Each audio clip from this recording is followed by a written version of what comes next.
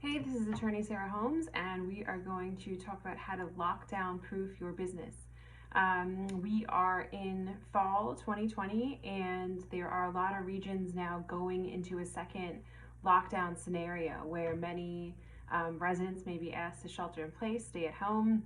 Many businesses may be ordered to close for a period of time. And the question is, how do we best put businesses in a position to succeed with this? So here are a couple tips to keep your business lockdown proof. Number one, cash is king. As we saw in the spring, funding programs were totally off the rails and going crazy. We had PPP, we had the EIDL, we had all kinds of private loan programs. So what you need to think about is what type of cash do you have on hand to maybe get you through the next couple of months. If you don't have a line of credit at a bank, you might want to make sure you get on that sooner rather than later. If you still have some idle funds left, maybe you can squirrel those away to get you through the next couple of months. Think about where you might be able to get some type of equity financing in your business, but you want to make sure you have a decent stash of cash on hand to weather the next couple months. Number two is continue to pivot. We have had so many business owners be successful in pivoting during the first part of the lockdowns. Either they came up with a new line of revenue for their business, maybe it was a brick and mortar that had never sold online before. Whatever it is, now is definitely the time to keep pivoting. So you might think about, where can you sell online? Where could you sell that's pickup?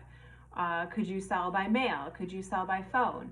Where are other places that you can expand your business without relying on in-person contact?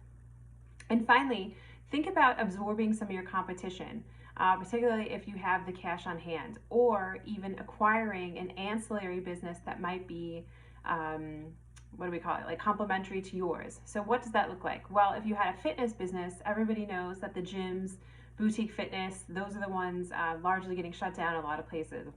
What could a business like that do? They might think about, in fact, opening up some type of accessories business. Maybe they sell fitness clothing, maybe they sell fitness equipment people can do at home. That would be an ancillary type of business where they already have a built-in audience and can likely sell them some type of goods that they could ship or safely sell from online.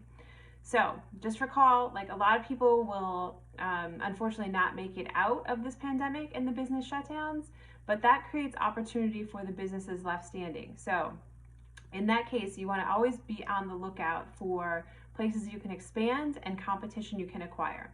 So good luck through the next set of lockdowns. If you need any help with a lease or brainstorming ideas, feel free to reach out to our office for help. Thanks.